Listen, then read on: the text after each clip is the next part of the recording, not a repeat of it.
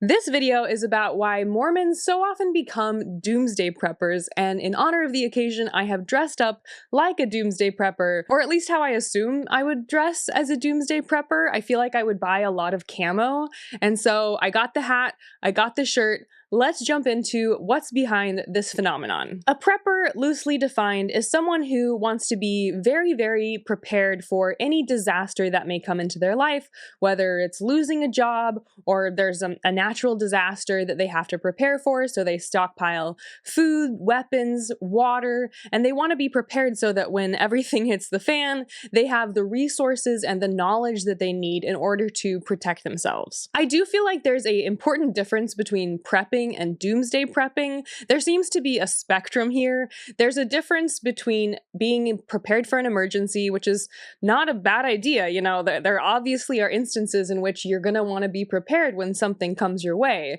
But when it becomes a almost religious fanaticism that dominates every single aspect of your life and takes up a ton of space in your brain, it's going a step beyond being prepared for what are statistically likely disasters to happen to certain people and into a realm where it seems like these people's lives are dominated by preparing for the literal apocalypse.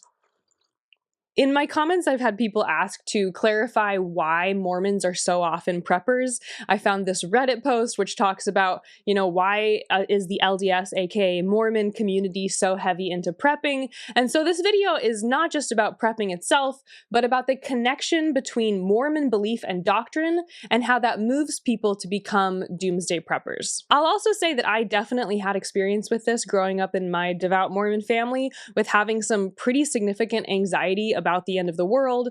We had food storage, and I was worried that people, if and when the apocalypse happened, people would come attack our house and try to steal our food, and my dad would be there with his rifle and would have to fend them off. And so I personally experienced the doomsday prepper mentality that is present within some Mormons' minds. As we jump in, don't forget to brew your bean water. Don't forget to subscribe to my channel, like this video, and drop a comment if you have any questions as we go.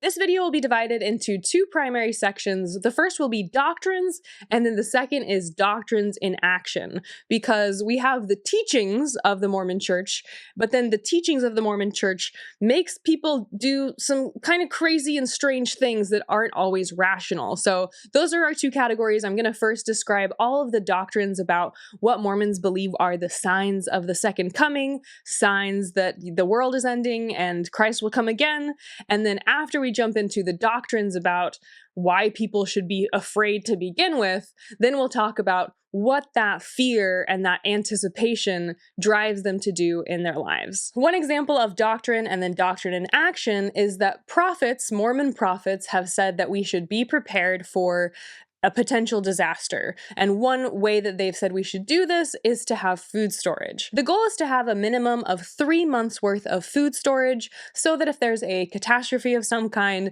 then you are prepared to feed your children and feed your family for at least 3 months. But they also say that the goal should be up to 1 year of food storage. And my family, that was our goal growing up. So our goal was to have 1 full year's worth of food in storage in our house so that we would be prepared. So that's the doctrine given to us by Mormon prophets, but this teaching in action has some funny side effects. This is a clip from a Mormon-produced movie called The RM. I watched this all the time growing up, and in the movie he's coming back from his Mormon mission and his mom is looking for a place he can sleep for the night, and this is where we pick up in the clip.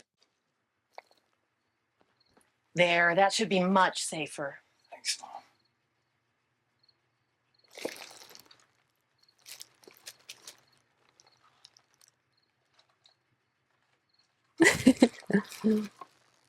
Mom, this is food storage. Oh, honey, we were running out of room, so we got a little creative.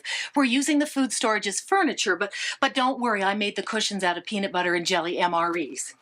Now, this should help your... So the bed is literally made of food storage, and I will link to this movie below. You can watch the whole movie on YouTube, and it always is ironic to me that only Mormons can kind of poke fun at Mormons, but they show in this movie every single Mormon stereotype imaginable. For example, here we have the food storage bed. They also show that his parents are involved with an MLM called LD3. Most of the jokes made in that movie, if I were to make them as an ex-Mormon, would be offensive. But of course, Mormons are allowed to poke fun at their own culture as long as it's from a faithful perspective. You may think that this food storage bed is a bit of a parody, but I found this video, which is a video directly produced by the church. So the RM is made by Mormons, just made by members. It's not produced by the church. But this video I'm about to show you is produced by the Mormon Church TM, and this is a woman that is showing her home and showing off her food storage. People who say they do not have a place to put their food storage, is you need to rethink your house. We have a very small house. It is like 940 square feet, and we wanted to follow the commandments and get our food storage. We didn't know where we'd put it, so we just put it in our front room when we'd get it, and after that we'd find space where we're gonna put it. We have some under my daughter's bed, under our bed, in the closet, under the dressers. We have real furniture. We've moved past the point of wanting furniture made out of cans. So we had to find places that were inconspicuous, that when people come to visit us, they don't see our food storage, but we know it's there. We've moved past the point of wanting food storage furniture. We got real couches finally. And the reason I wanted to show both those clips is that this is a very real part of living life as a Mormon, is that you're just kind of constantly tripping over your food storage. It's coming out from under the bed. It's in the closet. My family, we had a special food storage room. So an entire room of our house was dedicated just to food storage. And when I've talked about that in TikTok videos, short form videos, people are like, well, everyone has a pantry. I'm like, oh, you sweet summer child. We had a pantry too. We had a pantry in the kitchen, and then in our basement, we had a large room that had shelving from floor to ceiling that was completely stocked of food storage. And here are some images I found from someone posting on Reddit. They're saying they're screenshotting Zillow listings where they're seeing all these Mormon homes where they have a specific room just for food storage so that they don't have to have a couch made out of cans of peanut butter. The final clip I'll show you is a TikTok video from an ex-member.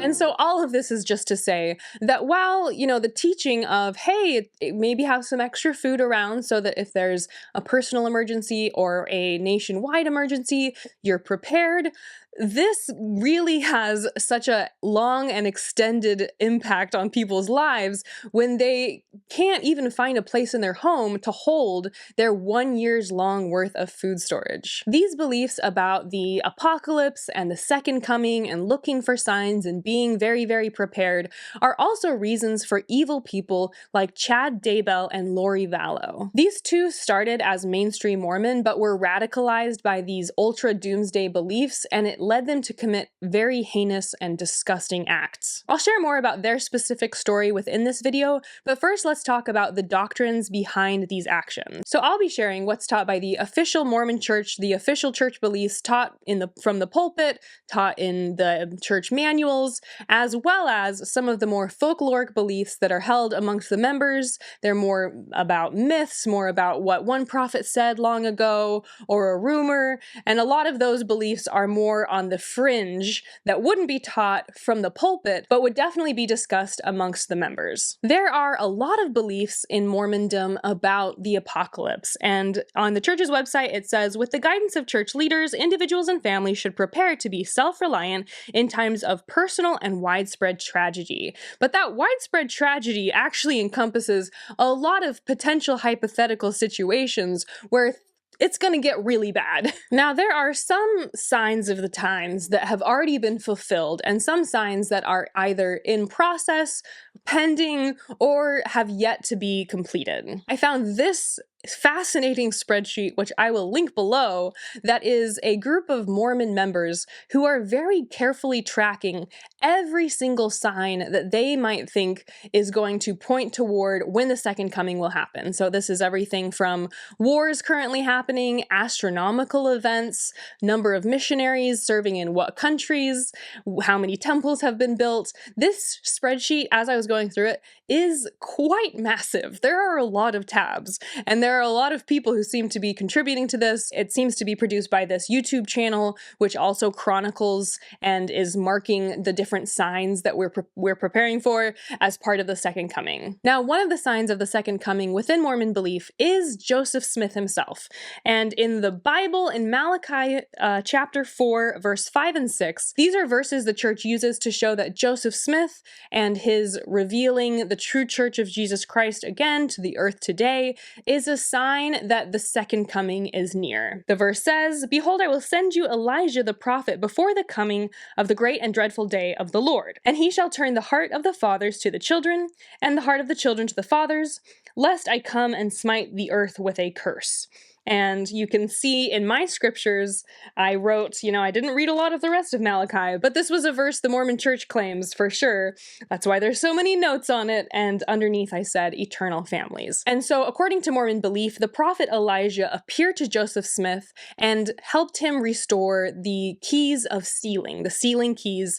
That's what happens in a Mormon temple, which is why one of the reasons why Mormons believe no other religion on earth is true or correct, because only the Mormon church has the proper authority as given to them by prophets like Elijah. After Joseph Smith got the sealing power from Elijah, he was able to marry people in Mormon temples, which means that their marriage will last into the afterlife and will last through death. So as a Mormon, I would always brag, your marriage was till death do you part, but in a Mormon temple, we say for time and all eternity. Mormons also believe that before the second coming, there has to be a restoration of all things, and so restoring the true church of Jesus Christ, aka the Mormon church, and restoring sealing keys and restoring the Melchizedek priesthood and the Aaronic priesthood. These are all encompassing the idea that there will be a restoration of all things before the second coming. So Joseph Smith is literally a sign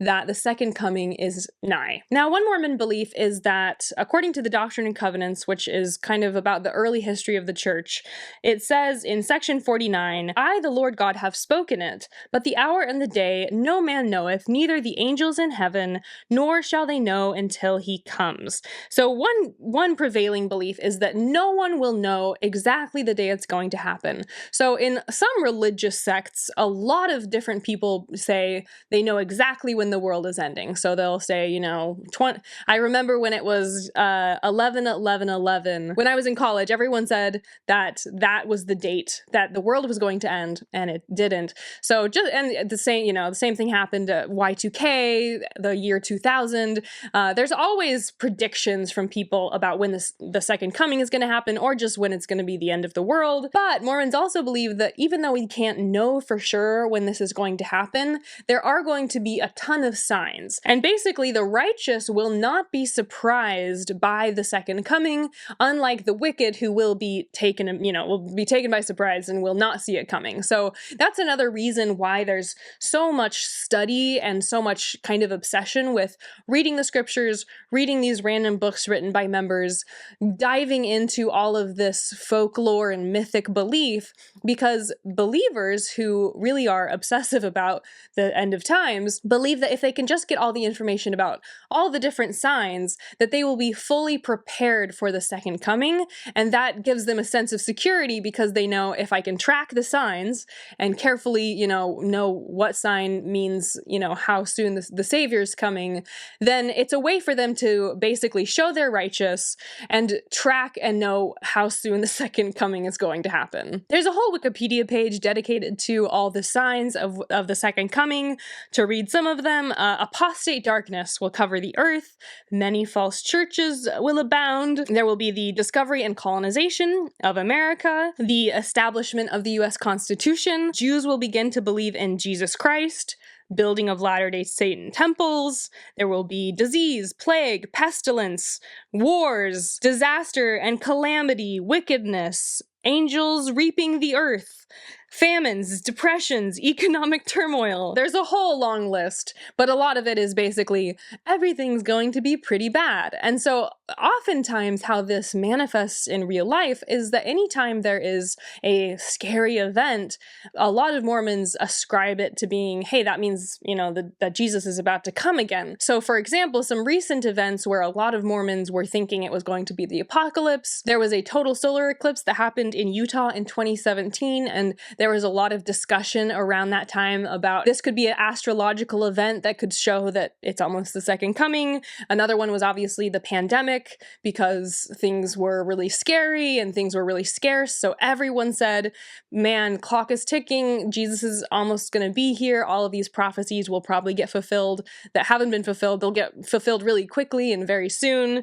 Another one that I heard of on some forums was the election of Donald Trump, because some of the people, from what I could tell, said that the Democrats weren't going to allow Trump to get into office, and this was going to cause the military to be mobilized. And so really, any major event, political, any weather event, anything really, even the fires that recently happened in LA, even those types of things are very much ascribed to, this is the end times. We should not be surprised when evil cities burn, or we should not be surprised, by these events, because obviously this is foretold in the scriptures, and we should actually low-key kind of celebrate it, because it means that soon Jesus Christ will come again, and we're all going to be, resurrected, and everything will be really good for us Mormons. Another belief is that the devil will get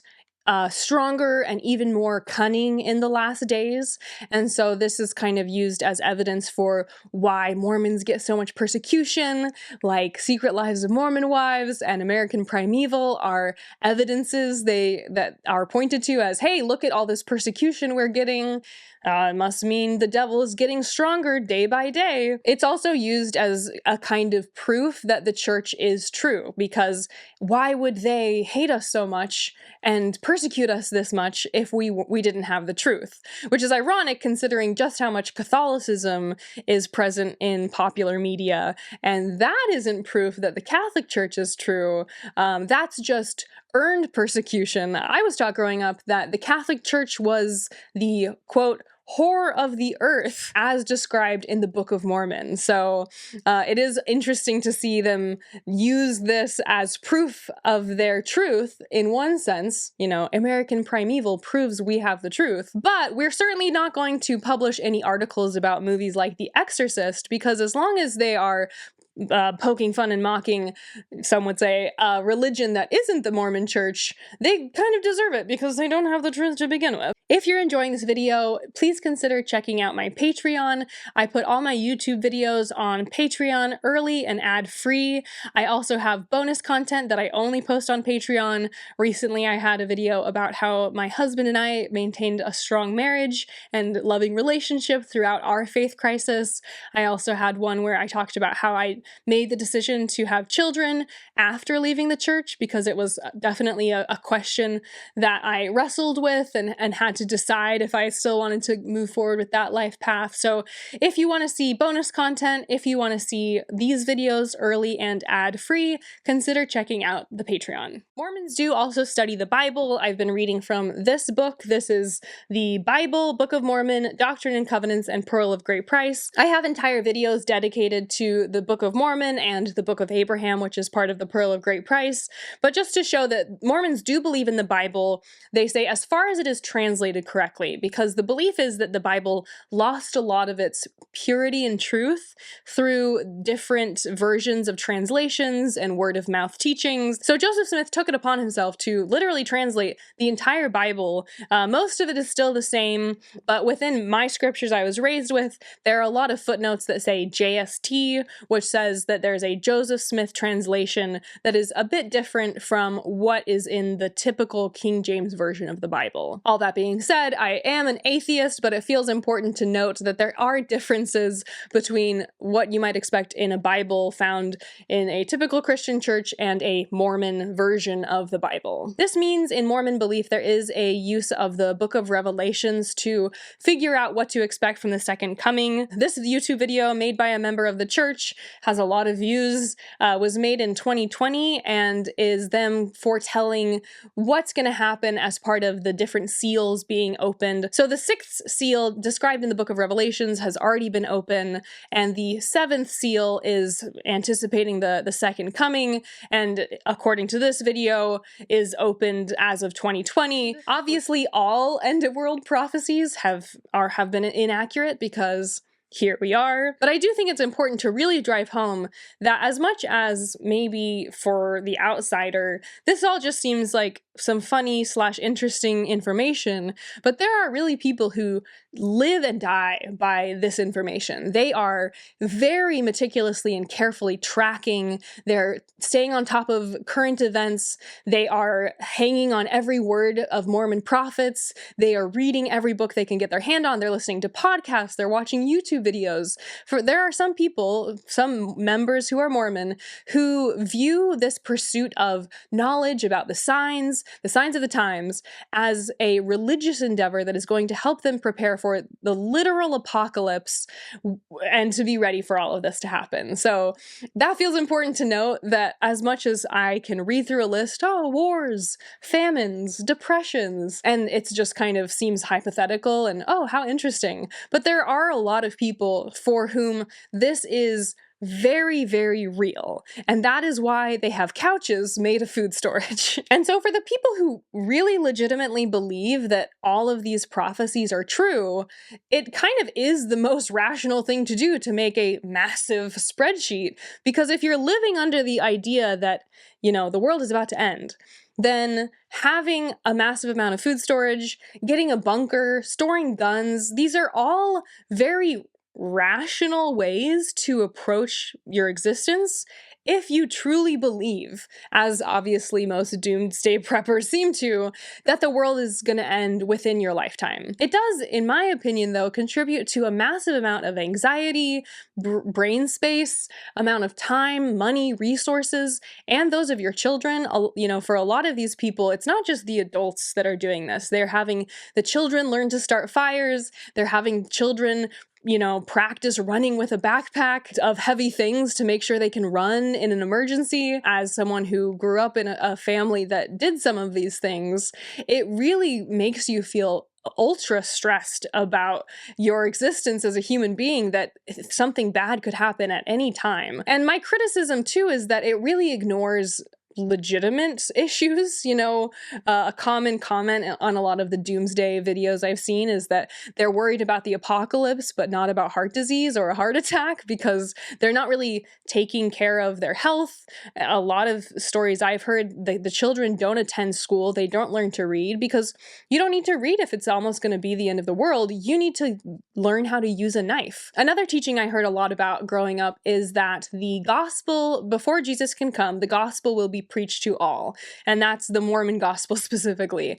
And so currently there are some countries that Mormon missionaries are not allowed to go to. So China was the one that got talked about the most when I was growing up. We would say, hopefully we would even pray, dear God, soften the hearts of the Chinese leadership so that Mormon missionaries can finally go. There would also be rumors that would go around that so-and-so got their mission call to China. I found this document, which I'll talk about for another reason in a bit, but it's basically trying to quell different rumors in the church. This is an official church document. And within this document, it says that if you hear a rumor that someone got their mission call to China, you should say, that's not true. This is a myth, it's a lie, you're spreading Mormon misinformation. But we really looked forward to, once China allows missionaries, think of how many converts there will be, and it will just be a sign that the second coming is closer than ever before. This belief about the gospel being preached to all does come from the book of Revelations. It says, "And I saw another angel fly in the midst of heaven, having the everlasting gospel to preach unto them that dwell on the earth, and to every nation and kindred and tongue and people."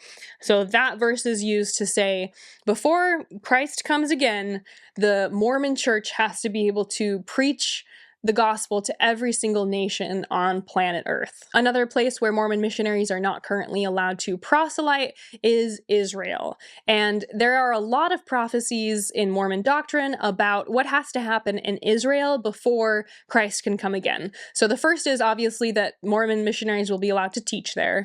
The next is that there will be a special LDS Mormon temple built in Israel specifically, and that this temple will be different from other Mormon temples because within the temple in Israel, there will be a throne where Jesus Christ will sit and rule and reign when it's the second coming. The Mormon church does currently have a bit of a foothold in Jerusalem.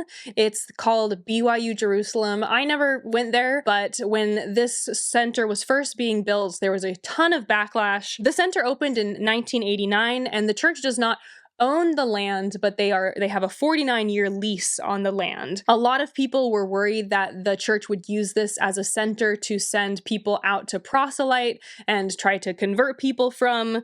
There were people who protested at the time, carrying signs that said, "Conversion is murder," and "Mormons, stop your mission now." Another protester stated that converting the sons of Judah, us, is a basic article of their faith. They regard themselves as sons of Joseph and believe there will be no second coming for as long as they do not fuse. So obviously this person is hinting at this belief, which is that the Mormon gospel needs to be preached to all people, that Jews will accept Jesus Christ as part of the prophecy about what has to happen before the second coming. As part of building the center, the church did promise to not try to share the gospel with anyone who is in the area. And currently it's a college where people go to learn different languages and study the Middle East.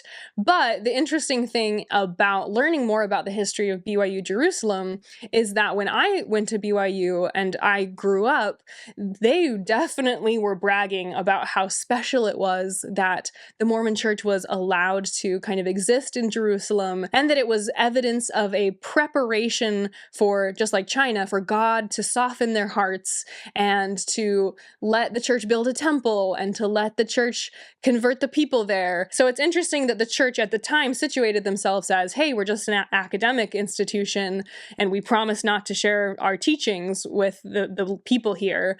But back home in Utah, everyone was really excited about the prospect of having a religious center, which is technically a college, but also a religious center in the heart of Jerusalem. Mormon apostle Orson Pratt made a statement about the temple in Jerusalem. He said that it will contain the throne of the Lord, upon which he will at times personally sit, and will reign over the house of Israel forever. It may also contain 12 other thrones, on which the 12 ancient apostles will sit and judge the 12 tribes of Israel. The final teaching I wanted to highlight within Mormondom is the belief that there will be 2 witnesses who go to Jerusalem before the second coming. So this belief is also drawn from the book of Revelations, chapter 11. In verse 3 it says, "And I will give power unto my 2 witnesses, and they shall prophesy 1,260 days, clothed in sackcloth." So those witnesses mentioned here, Mormons believe are prophets or apostles. So, if this is a picture of the current Mormon leadership, so basically, one of the 12 apostles or the 2 counselors or the prophet will go to Jerusalem and preach. And then in verse 7 we read, "And when they shall have finished their testimony, the beast that ascendeth out of the bottomless pit shall make war against them, and shall overcome them and kill them.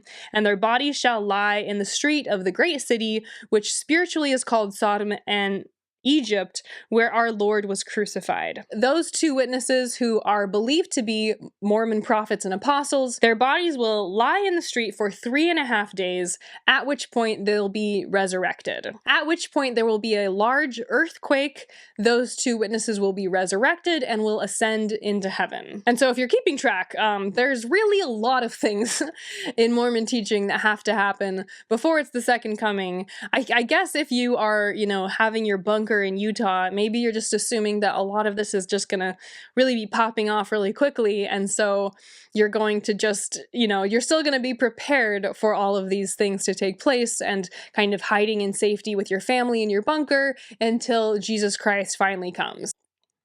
So everything I just shared are all the mainstream teachings of the church. Now let's get into some of the more folkloric beliefs, more of the myths. Some of these are things that I heard growing up. Some of these things I had never heard of before. I found them basically just looking through forums and seeing them referenced in comments.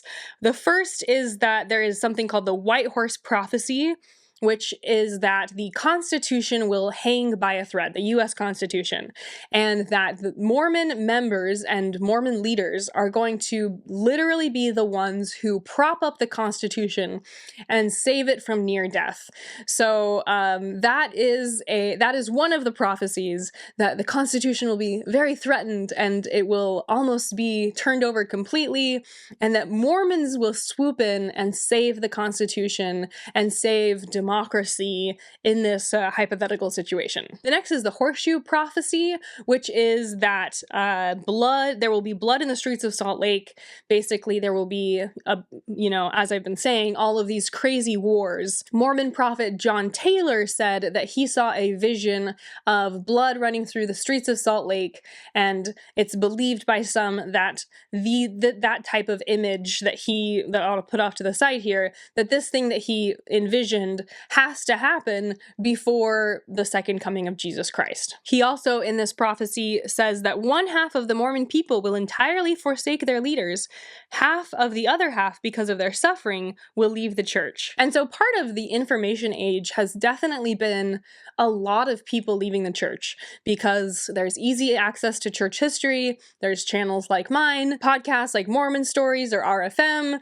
There's people who can easily go on the ex-Mormon subreddit or read the CES letter. And so part of this information age has been that a lot more people have left the Mormon church than ever before. But the interesting thing about that mass departure is that because it was prophesied by many Mormon leaders, those who are still in can write off people leaving by saying, well, this is, a sign of the second coming.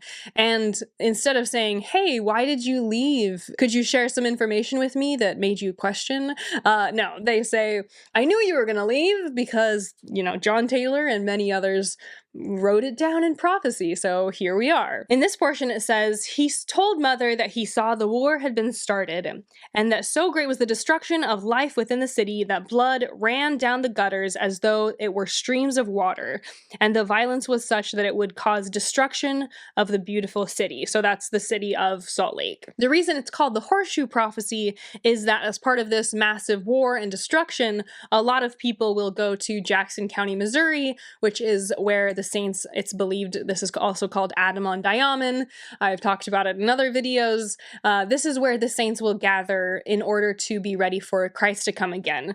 And so the horseshoe it says that he said that faithful Latter-day Saints would go to the south and would form a circle, something like a horseshoe, before they return to Jackson County, Missouri. There's also a prophecy that a temple needs to be built in that area before the second coming as well. So currently there's something called the Temple Lot, which just has 4 cornerstones for the temple. I visited that when I was a child on my religious tourism.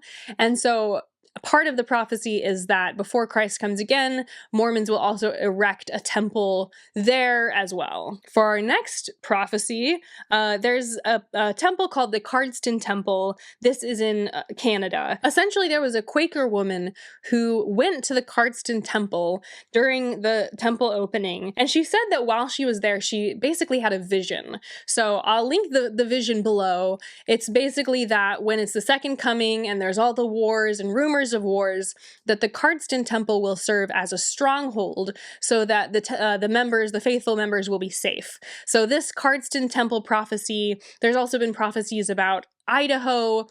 These types of prophecies, people will drop everything and move to those places. People have moved to Jackson County so that they're prepared for the second coming. To read from the prophecy specifically, she says, "I saw Cardston and the surrounding foothills, especially north and west, for miles, being prepared as a refuge for your people, quietly but quickly." She mentions artisan wells, fuel resources, surgical appliances, medicines, disinfectants stored in the temple basement.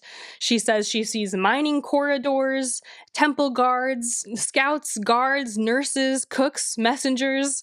So she basically sees that the Cardston Temple will become its own fortress and almost like a mini city when all of these wars are happening. Apparently, a lot of people have really taken this quite literally and have planned quite a bit around how they're going to use the Cardston Temple as a stronghold when there's a great World War III. To take us back to Independence, Missouri for a second, there's also the Yellow Dog Prophecy. All of these have such interesting names, but the Yellow Dog Prophecy is also really dark because essentially what Brigham Young said is that God is going to clear the town of Independence completely of anyone who lives there so that the Mormons can walk in with no opposition. So the reason it's called the Yellow Dog Prophecy is because Brigham Young said, "When we return to that place, there will be not so much as a yellow dog to wag his tail." So, I guess God is going to make all of those people currently living in Jackson City completely disappear. And I should reiterate that this, for example, the Horseshoe Prophecy, the Yellow Dog Prophecy, Cardston Temple, White Horse. I did hear the White Horse Prophecy growing up. I didn't hear these other ones. So I just want to say these are definitely fringe beliefs, but when you go onto some of these forums, they're held very sincerely. These are all the lesser prophecies, the fringe beliefs that are not taught from the pulpit. You know, the stuff I said about the Book of Revelations, stuff from the Doctrine and Covenants, those are all still in Mormon scripture and still discussed within manuals and are more formal church teachings. These, though, are fringe beliefs discussed by the members, and sometimes they end up believing in these fringe beliefs so sincerely that they get excommunicated. Next, we have the George Albert Smith prophecy of World War III. He said that this war would be so severe that it would make World War II look like a mere training exercise. The prophecy is similar to the Cardston prophecy in that he gets really specific about how this is all going to play out.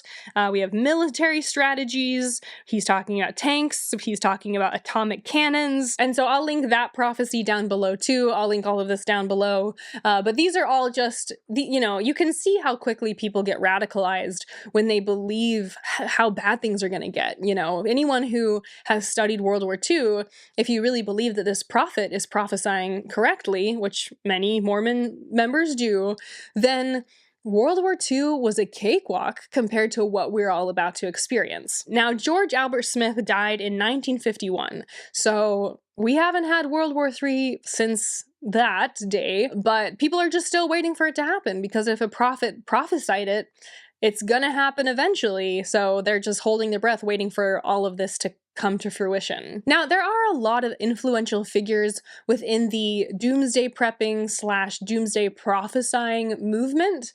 One of the books that I came across the most is called Visions of Glory.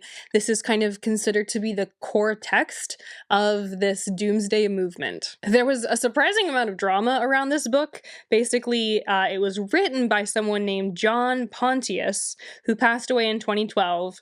The book, though, is not John's experiences. He's telling the experiences of someone named Spencer, who's had several near-death experiences. Spencer is a pseudonym for someone in real life named Tom Harrison, who wrote this letter that I found, and basically he was almost excommunicated for the prophesying that he seems to kind of be doing in this book. So this person, Spencer, aka Tom Harrison had all these near-death experiences, and during his near-death experiences, he had visions about the world after, the afterlife, about the second coming, about the apocalypse. So this book is studied by people who want to have additional insight as to what other prophecies we should be aware of, what other signs to know about in order to prepare for the end times. In Tom's letter, which he wrote to prevent himself from being excommunicated, he says that John, who transcribed his revelations,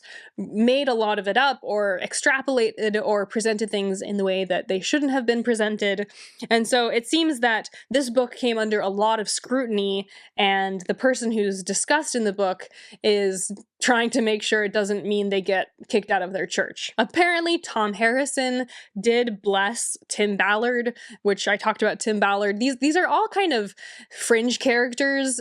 Tim Ballard at one point was huge within the mainstream Mormon church and was also excommunicated. And so a lot of these people, it seems like they're just doing some networking on the side and coming up with their own versions of Mormonism. But according to this Reddit post, the person, Spencer or Tom in the book, blessed Tim Ballard. Now, the reason that this book came under renewed scrutiny is because of Chad Daybell and Lori Vallow. Their story is very long and complicated and involves a lot of crime. And I'll sum up their story, but if you want to hear their story told, there's a Netflix documentary, there's lots of articles to read, there's a Wikipedia page. But in short, these people were both charged with first-degree murder for the deaths of Lori Vallow's children. So they killed her children, essentially. After they killed them, there was a huge search for the children because at that point they were just missing.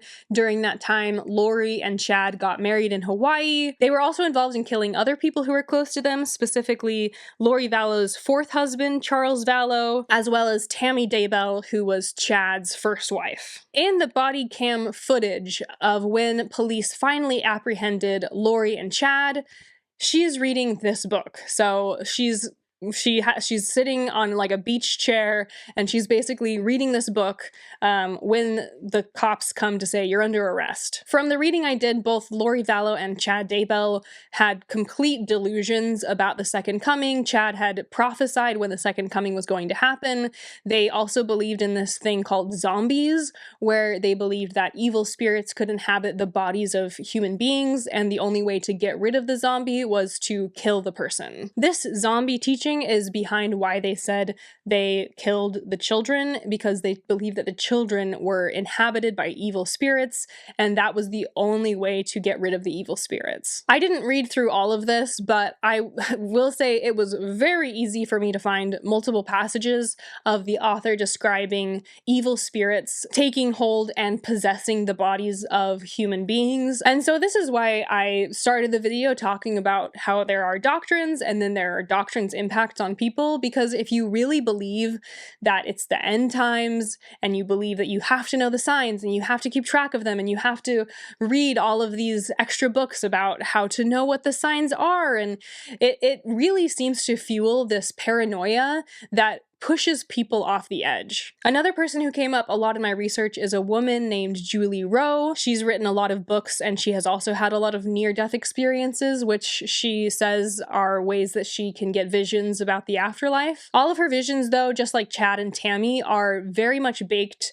by Mormon doctrine. I watched an interview here that Julie gave just a few days before they found the children's bodies, and everything she's saying is kind of weirdly adjacent to Mormon doctrine. For example, she talked about the pre-earth life and how she has a premortal mission given to her, and it was just interesting to hear her talk, or even to read this, where it's almost like Mormon Doomsday fan fiction, where they're drawing from beliefs that are based in what Joseph Smith revealed as part of the Mormon Church, but then they're adding on to it, they're embellishing it, they're just like Joseph Smith did with the Bible. You know, he's saying, well, let me add a few things here and there because I have the ability to prophesy. And so when I see these types of characters pop up in Mormonism, it's not that surprising, because the story of Mormonism is that there are prophets, and that prophets are a direct conduit to God, and the prophets have some special ability to get revelation. So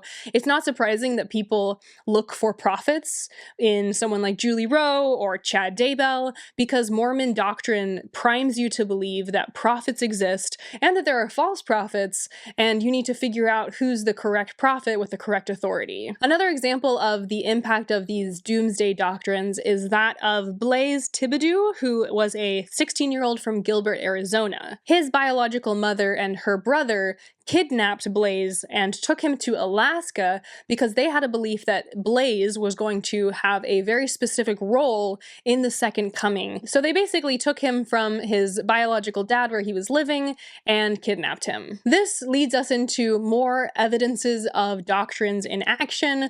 We've talked about Mormon doctrine, fringe Mormon beliefs, and I wanted to, before we continue, share my book, How to Leave the Mormon Church, an ex-Mormon's guide to rebuilding after religion. I know a lot of people who watch my videos are ex-members of the Mormon Church, and if you are looking for a guide to anything from how to order coffee for the first time, to how to re-navigate your belief systems, to how to tell your family that you're leaving the church, consider checking out my book. As I said at the top, I wanted to reiterate that there's really nothing wrong with being prepared for an emergency. I actually think it's really good advice, and I think it's something everyone should do. I personally had the same experience, like many people did, of going to the grocery store at the beginning of the pandemic and seeing that most of the aisles were empty. There were shortages of everything. We had to buy this toilet paper that was lavender scented.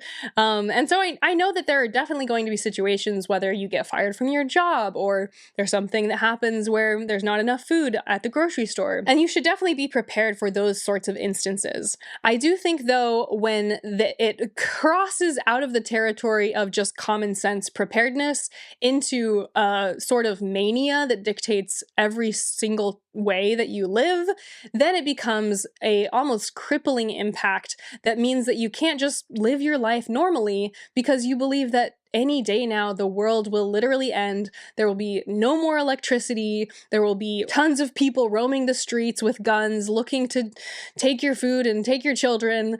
And if you're living under that sort of a belief, which is what I kind of experienced from time to time growing up, with needing a year's supply of food storage and being worried people were going to steal our food storage, and when it borders on a kind of mania, I think that's when these beliefs obviously get really dangerous. When I was about 11 years old, my family moved from Montana and we moved to Cedar Park, Texas.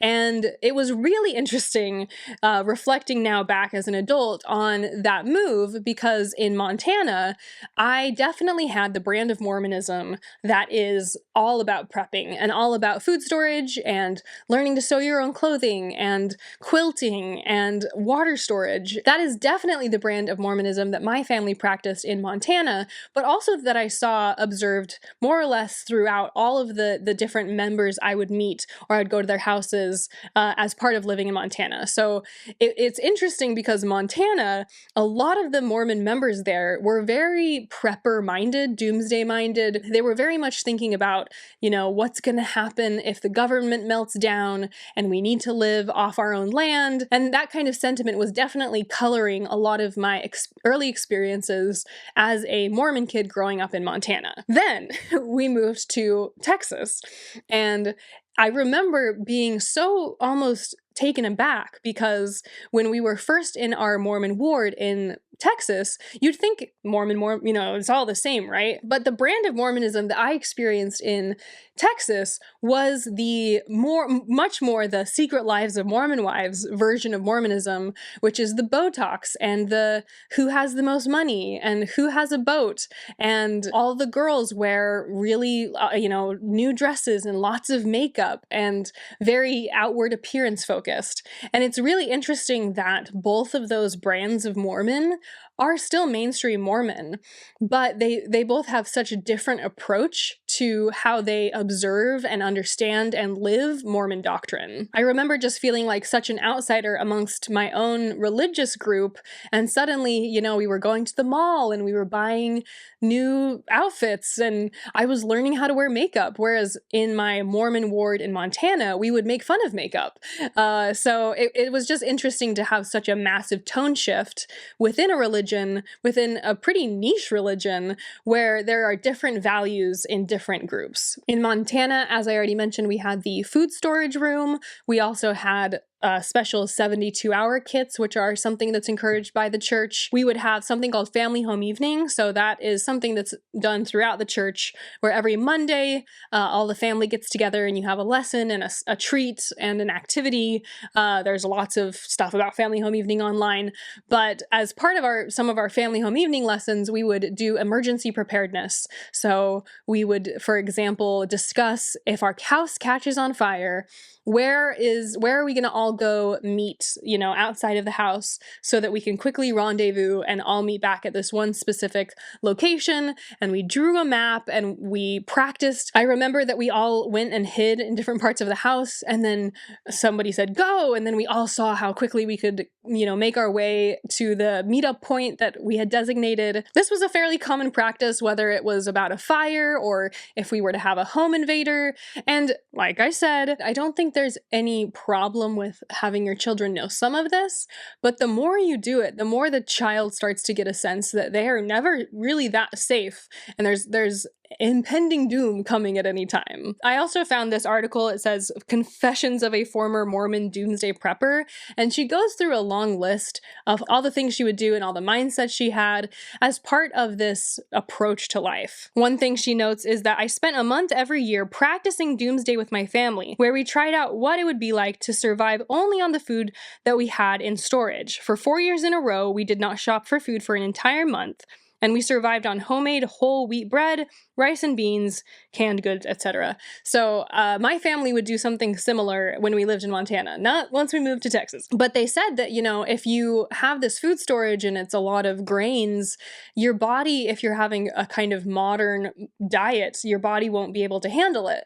So you should be eating your food storage somewhat regularly so that you're prepared for when you do need to live off your food storage when it's the apocalypse. So we would have food storage meals that were always really tricky to get down because they weren't very tasty.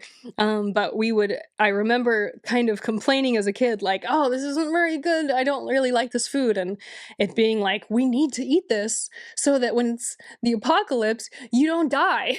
So stakes were high. Later in the article, she says, I ignored and even laughed a little at my children who were genuinely frightened by apocalyptic tales I shared with them and by our living out these stories. I thought it was good for my kids to pretend to live through a terrible experience, despite the fact they begged me to stop doing it.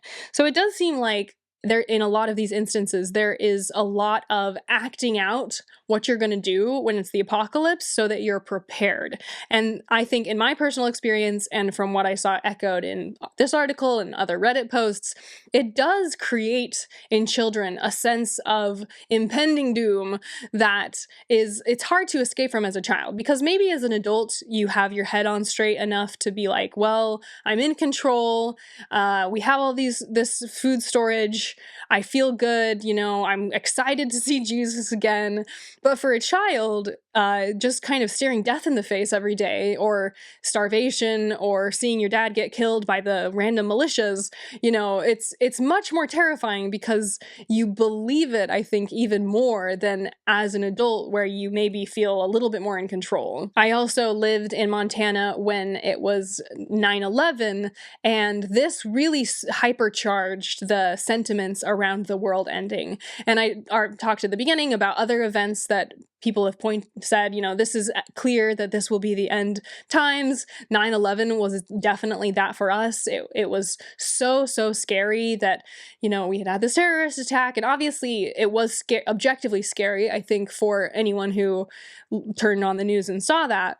But for us, it felt like this is the beginning of the end. And this marks that the second coming is almost here, and it's going to be the apocalypse, and we're going to have to live off of our food storage. And, So I just remember for 9/11, I was afraid, not just because of what was going on. I was very young. I was just still a little kid. But I was also afraid because of what it meant was coming still. In that Reddit post I mentioned at the beginning, it says that a lot of materials that preppers end up using are produced by the church, the Mormon church. And so the reason for their post is basically, hey, I'm finding all of these pamphlets and food storage items which are produced by this church, and I don't really get it. And there is there's an entire portal dedicated on the church's website to emergency preparedness. There's also, the church has a massive company that sells food storage. So here's a screenshot, which is so funny. I feel like it's funny to realize that other people's churches don't have companies that sell food storage. Your church doesn't do that. On my mission, I also met a lot of hoarders who were members of the church. And so another outcome of this prepping belief for a lot of people is hoarding. So I actually lived with a hoarder for a while on my mission. So when I would walk to the room where we were staying within her house, there were shelves of food storage going from the floor to the ceiling, from food, a lot of those cans, if I would look, they'd be from the 80s and 90s. So, and she was not the only one. We met multiple people who were hoarders who, I think, in my opinion, were so afraid of the end times and had already started, if you have a year's worth of food storage, you kind of already are hoarding the food. It kind of seemed to contribute to this overall feeling of scarcity that would make them feel compelled to hold on to everything that they possess and never throw anything away. Another outcome of this belief is it's a lot of big business in prepping. Bunkers are really expensive. Food storage for a year is expensive. Here are 3 different companies I found really easily that are based in Utah who are all prep-minded, whether they're selling first aid kits or food or weapons or, stuff for your bunker. And they are all targeting that group of people who are feeling anxious about the end of the world and who feel like what to do with that anxiety is to prepare and meticulously plan for the event. The church also has something in Salt Lake called Welfare Square. There's a massive food storage unit silo out there. They have a milk processing plant, a cannery, a thrift store.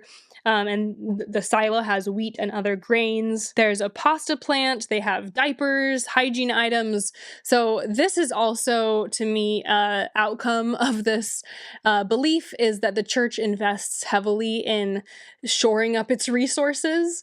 And obviously, if you see your church doing that, you're going to do the same. I also think that the Mormon church has a massive distrust in government. As I've talked about in other videos, the government has not always been too kindly to the church.